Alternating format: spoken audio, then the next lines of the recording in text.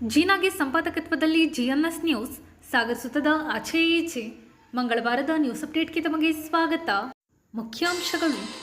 ASP ಮೇಲೆ ಕೈ ಎತ್ತಿದ ಸಿದ್ದರಾಮಯ್ಯ ನಡೆ ಖಂಡಿಸಿ ಸಾಗರದಲ್ಲಿ ಬಿಜೆಪಿ ಪ್ರತಿಭಟನೆ. ಸಿದ್ದರಾಮಯ್ಯ ವಿರುದ್ಧ ಸುಮೋಟೋ ಕೇಸ್ ದಾಖಲಿಸಲು ಮೇಘರಾಜ್ ಒತ್ತಾಯ. ರಕ್ಷಣಾ ಇಲಾಖೆಯ ಆತ್ಮಸ್ಥೈರ್ಯ ಕುಗ್ಗಿಸುವ ಕೆಲಸ ಮಾಡಿದ್ದಾರೆಂದ ಗಣೇಶ್ ಪ್ರಸಾದ್. ಸಿದ್ದರಾಮಯ್ಯ ವರ್ತನೆಗೆ ಶ್ರೀನಿವಾಸ್, ಪರಶುರಾಮ್, ಮಧುರಾ, ಶ್ವೇತಾ ಸಂತೋಷ್ ಆಕ್ರೋಶ. ಈಗ ಸುದ್ದಿಯ ವಿವರ. ಐಪಿಎಸ್ ಅಧಿಕಾರಿ ಮೇಲೆ ಕೈ ಮಾಡಲು ಮುಂದಾದ ಮುಖ್ಯಮಂತ್ರಿ ಸಿದ್ದರಾಮಯ್ಯ ವಿರುದ್ಧ ಸುಮೋಟೋ ಕೇಸ್ ದಾಖಲಿಸಲು ಬಿಜೆಪಿ ನಿಕಟಪೂರ್ವ ಜಿಲ್ಲಾಧ್ಯಕ್ಷ ಟಿಡಿ ಮೇಘರಾಜ್ ಒತ್ತಾಯಿಸಿದ್ದಾರೆ. ಸಾಗರದ ಸಾಗರ್ ಹೋಟೆಲ್ ವೃತ್ತದಲ್ಲಿ ಮಂಗಳವಾರ ಬಿಜೆಪಿ ನಗರ ಮಂಡಲ ವತಿಯಿಂದ ಸಿದ್ದರಾಮಯ್ಯ ವಿರುದ್ಧ ಹಮ್ಮಿಕೊಳ್ಳಲಾಗಿದ್ದ ಪ್ರತಿಭಟನೆ ಉದ್ದೇಶಿಸಿ ಅವರು ಮಾತನಾಡುತ್ತಿದ್ದರು. ಬಿಜೆಪಿ ನಗರ ಮಂಡಲ ಅಧ್ಯಕ್ಷ ಕೆಆರ್ ಗಣೇಶ್ ಪ್ರಸಾದ್, ನಗರಸಭಾ ಸದಸ್ಯ ಶ್ರೀನಿವಾಸ್ ಮೇಸ್ತ್ರಿ, ಯುವ ಮೋರ್ಚಾ ಅಧ್ಯಕ್ಷ ಪರಶುರಾಮ್, ನಗರಸಭೆ ನಿಕಟಪೂರ್ವ ಅಧ್ಯಕ್ಷೆ ಮಧುರಾ ಶಿವಾನಂದ್, ಶ್ವೇತಾ ಸಂತೋಷ್ ಮಾತನಾಡಿದರು. ಪ್ರತಿಭಟನೆಯಲ್ಲಿ ಮೈತ್ರಿ ಪಾಟೀಲ್, ಸವಿತಾ ವಾಸು, ಪ್ರೇಮಾ ಸಿಂಗ್, ಭಾವನಾ ಸಂತೋಷ್, ಕೃಷ್ಣಾ ಶೇಟ್, ಸತೀಶ್, ಸಂತೋಷ್ ಶೇಟ್, ರಾಯಲ್ ಸಂತೋಷ್, ಸತೀಶ್ ಬಾಬು, ಮಹೇಶ್, ಶಿವಶಂಕರ್ ಇನ್ನಿತರರು ಈ ಸಂದರ್ಭದಲ್ಲಿ ಹಾಜರಿದ್ದರು. ಹೃದಯ ವಿದ್ರಾವಕವಾದಂಥ ಘಟನೆ. ಪಾಕಿಸ್ತಾನದ ಕಡೆಯಿಂದ ಹೇಯವಾದ ಹೇಡಿತನದಿಂದ ಕೂಡಿರ್ತಕ್ಕಂಥ ಘಟನೆ ಕ್ಷಣಾರ್ಧದಲ್ಲಿ ನಡೆದು ಹೋಗಿದೆ. ಇದು ಭಾರತಕ್ಕೆ ಹೊಸದಲ್ಲ.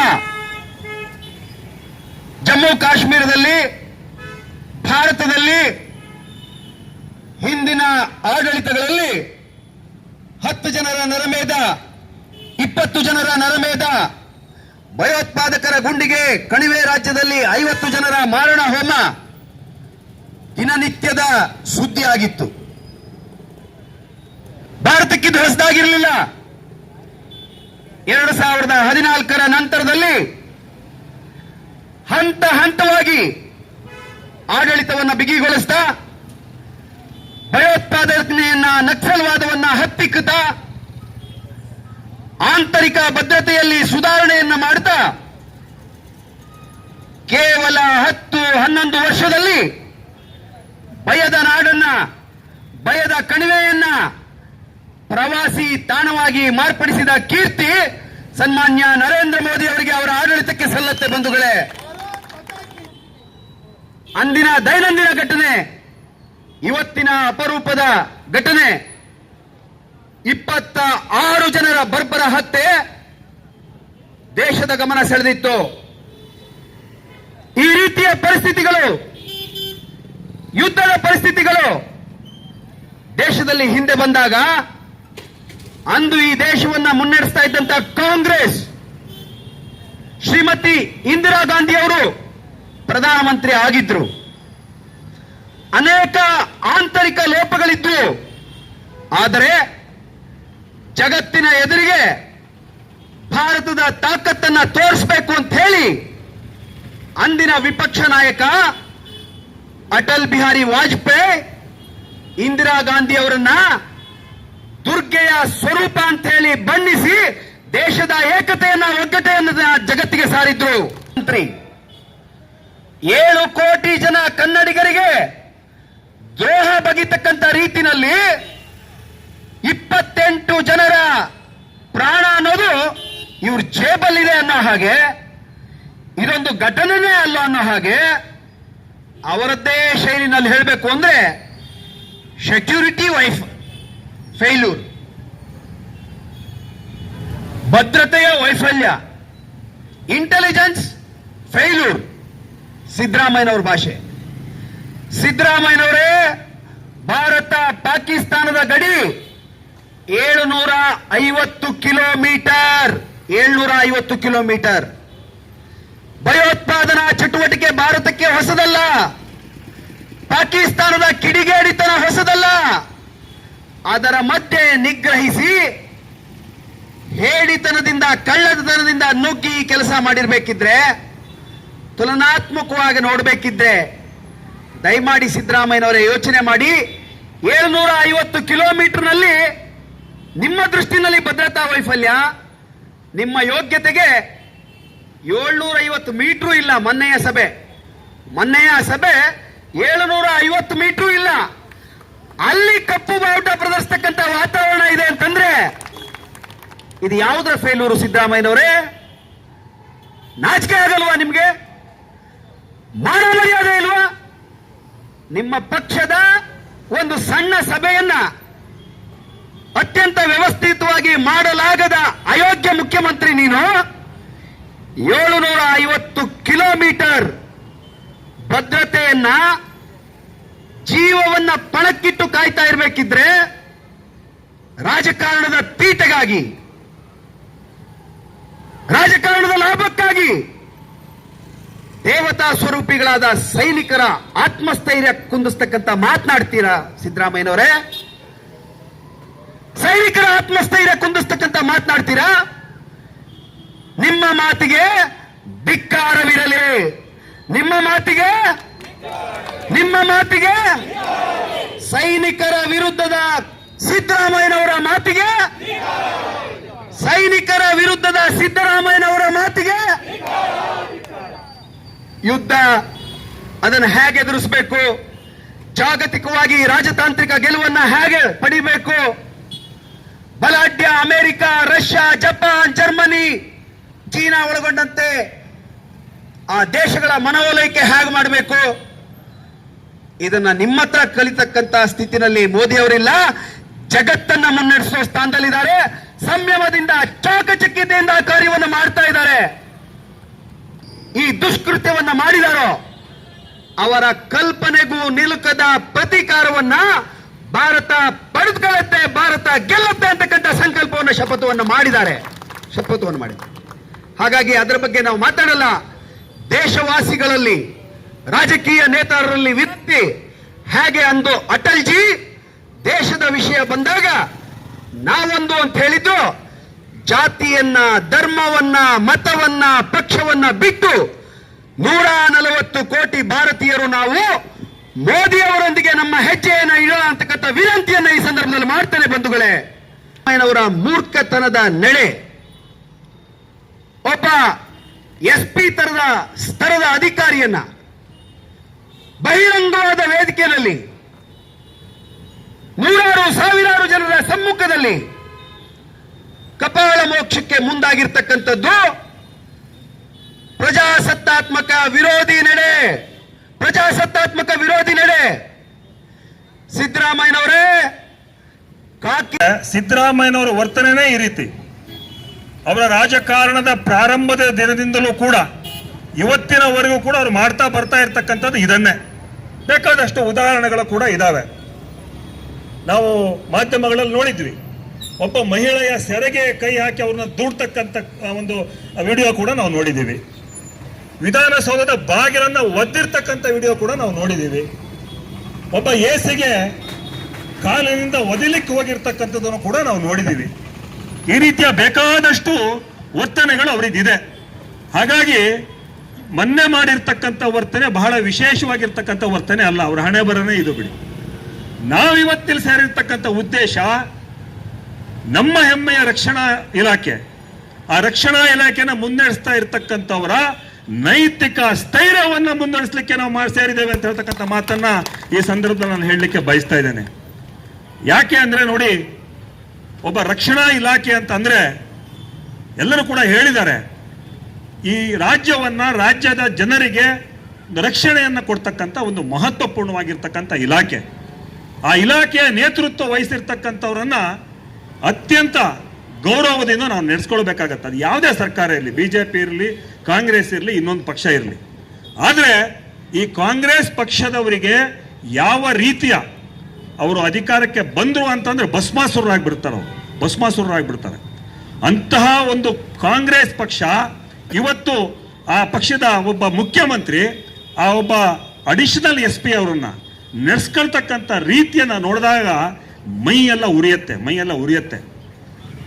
ನೋಡಿ, ಕಾಂಗ್ರೆಸ್ನವರು ಎಷ್ಟು ಅಧಿಕಾರಕ್ಕೆ ಬಂದವಾಗ ಅಧಿಕಾರಿಗಳನ್ನ, ಇವರನ್ನ ಅಷ್ಟು ಕೀಳು ಮಟ್ಟದಲ್ಲಿ ನೋಡ್ತಾರೆ ಅನ್ನೋದಕ್ಕೆ ಬೇಕಾದಷ್ಟು ನಿದರ್ಶನಗಳು ಇದಾವೆ. ಆದರೆ ಅಧಿಕಾರಿಗಳಲ್ಲೂ ಕೂಡ ವಿನಂತಿ ಮಾಡ್ತಾ ಇದ್ದೀನಿ, ಬಹಳ ಓಲೈಸಬೇಡಿ. ಮುಖ್ಯಮಂತ್ರಿ ಆಗಿರ್ಬೋದು, ಮಂತ್ರಿ ಆಗಿರ್ಬೋದು, ಶಾಸಕರಾಗಿರ್ಬೋದು, ಅವ್ರನ್ನ ಬಹಳ ಓಲೈಸಕ್ಕೆ ಹೋಗಬೇಡಿ. ಓಲೈಸಿದ್ರೆ ಆಗ್ತಕ್ಕಂಥದ್ದು ಇದೇ ಹಣೆ ಬರ, ನಿಮ್ದು ಇದೇ ಆಗತ್ತೆ. ಮಾನ್ಯ ಪೊಲೀಸ್ ಅಧಿಕಾರಿಗಳಲ್ಲಿ ಬೇಕಾದಷ್ಟು ಜನ ಇದ್ದೀರಿ, ನಿಮ್ಮಲ್ಲಿ ವಿನಂತಿಯನ್ನು ಮಾಡ್ತೇನೆ, ನೀವು ಆಳುವ ಪಕ್ಷದ ಶಾಸಕರನ್ನ, ಮುಖ್ಯಮಂತ್ರಿಯನ್ನ, ಮಂತ್ರಿಗಳನ್ನ ಓಲೈಕೆ ಮಾಡಿದ್ರೆ ನಿಮಗೆ ಸಿಗ್ತಕ್ಕಂಥ ಉಡುಗೊರೆ ಇದೆ. ಮೊನ್ನೆ ಒಂದು ಇದನ್ನು ನೋಡಿದೆ, ಬಸವ ಜಯಂತಿಯ ಒಂದು ಆಹ್ವಾನ ಪತ್ರಿಕೆ ನೋಡಿದೆ, ಸಂತೋಷ್ ಶೆಟ್ಟಿ ಅವರ ಆಹ್ವಾನ ಪತ್ರಿಕೆ.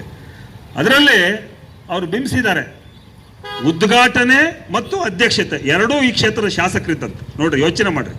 ಬಹುಶಃ ನಿರೂಪಣೆ, ವಂದನಾರ್ಪಣೆ, ಸ್ವಾಗತ, ಮುಖ್ಯ ಅತಿಥಿ ಭಾಷಣ ಎಲ್ಲದನ್ನು ಅವರಿಗೆ ಕೊಟ್ಬಿಡ್ಬೋದಿತ್ತು.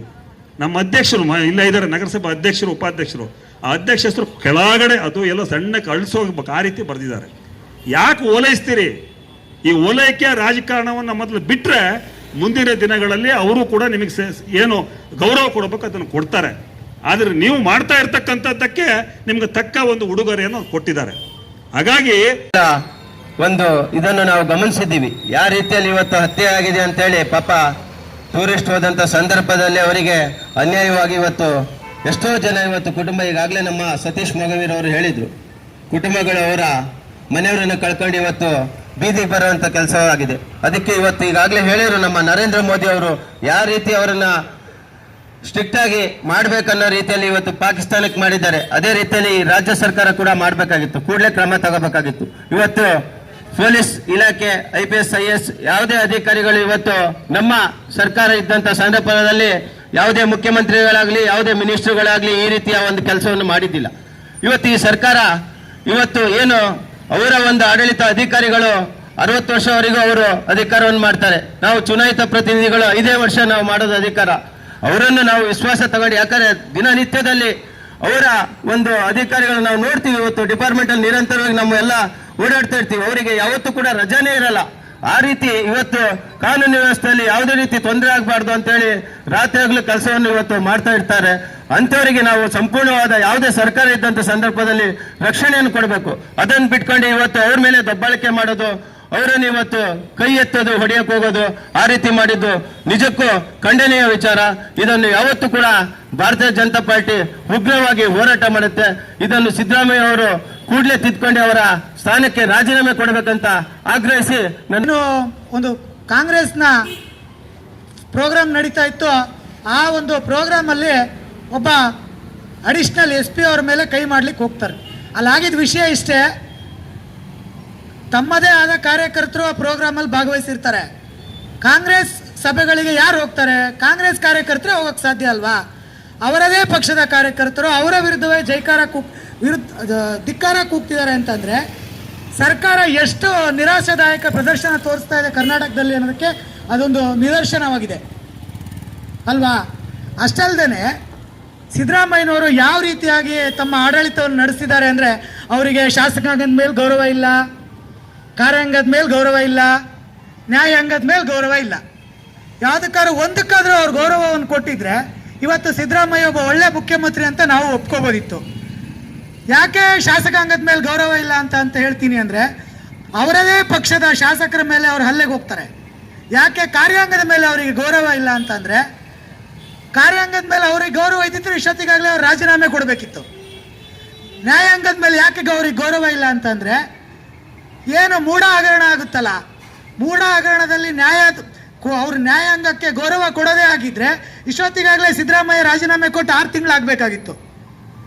ಯಾವುದೇ ರೀತಿಯಾಗಲೂ ಅವ್ರಿಗೆ ಗೌರವ ಇಲ್ಲ. ಅವ್ರಿಗೆ ಬೇಕಾಗಿರೋದು ಬರೀ ಅಧಿಕಾರ ಅಷ್ಟೇ ಅಲ್ಲ ಸ್ವಾಮಿ. ಸಿದ್ದರಾಮಯ್ಯ ಒಂದು ಸಾರ್ವಜನಿಕ ಸಭೆಯಲ್ಲಿ ಸನ್ಮಾನ್ಯ ಸಿದ್ದರಾಮಯ್ಯನವರು ASP ಅವರ ಮೇಲೆ ಒಂದು ಕೈ ಎತ್ತಲಿಕ್ಕೆ ಹೋಗುವಂತಹ ಒಂದು ಘಟನೆಯನ್ನು ನಾವೆಲ್ಲ ನೋಡಿದ್ದೀವಿ ಮಾಧ್ಯಮಗಳಲ್ಲಿ. ನಿಜವಾಗ್ಲೂ ಒಬ್ಬ ಮುಖ್ಯಮಂತ್ರಿಯ ನಡೆಯನ್ನು ಇಡೀ ರಾಜ್ಯದ ಜನತೆ ಗಮನಿಸ್ತಾ ಇರತ್ತೆ. ಸಾರ್ವಜನಿಕರಿಗೆ ಅದರಿಂದ ಒಂದು ಒಳ್ಳೆಯ ಮೆಸೇಜ್ ಹೋಗಬೇಕು ಅಂತ ಹೇಳಿ ಎಲ್ಲರೂ ಸಭೆಯಲ್ಲಿ ಕುತ್ಕೊಂಡಿರ್ತಾರೆ. ಅವರು ನಡೆದುಕೊಳ್ಳೋಂಥ ಪ್ರತಿಯೊಂದು ಕ್ಷಣ ಕೂಡ ಅಲ್ಲಿ ಮುಖ್ಯ ಪಾತ್ರ ವಹಿಸುತ್ತೆ. ಆದರೆ ಸಿದ್ದರಾಮಯ್ಯ ಅವರು ಅತ್ಯಂತ ಒತ್ತಡದಲ್ಲಿದ್ದಾರೆ ಅನ್ನೋದು ನಮಗೆ ಗೊತ್ತಾಗ್ತಾ ಇದೆ. ಯಾಕಂದ್ರೆ ಇನ್ನು 6 ತಿಂಗಳಲ್ಲಿ ಅವರು ಅಧಿಕಾರವನ್ನು DKಶಿ ಅವರಿಗೆ ಬಿಟ್ಕೊಡುವಂತ ಯೋಚನೆಯಲ್ಲೇ ಇರೋದ್ರಿಂದ ಅವರಿಗೆ ಅವ್ರ ಮೇಲೆ ಹಿಡಿತಾ ಇಲ್ಲದ ಇರೋ ರೀತಿಯಲ್ಲಿ ನಡ್ಕೊಳ್ತಾ ಇದ್ದಾರೆ. ಅವರು ಮಾತಿಗೂ ಮತ್ತು ಅವ್ರು ನಡ್ಕೊಳ್ಳುವಂತ ರೀತಿಗೂ ಯಾವುದೇ ರೀತಿಯ ಒಂದು ಸಂಬಂಧ ನಮಗೆ ಕಾಣಿಸ್ತಾ ಇಲ್ಲ. ಮೊನ್ನೆ ದಿನ ಉಗ್ರಗಾಮಿಗಳ ಒಂದು ದೇಶದ ಕಾಶ್ಮೀರದ ಮೇಲೆ ಅಟ್ಯಾಕ್ ಆದ ಕೂಡಲೇ ಅವರ ಹೇಳಿಕೆ ಕೂಡ ಅದನ್ನ ಸಮರ್ಥನೆ ಮಾಡಿಕೊಳ್ಳುವಂತ ರೀತಿಯಲ್ಲಿತ್ತು.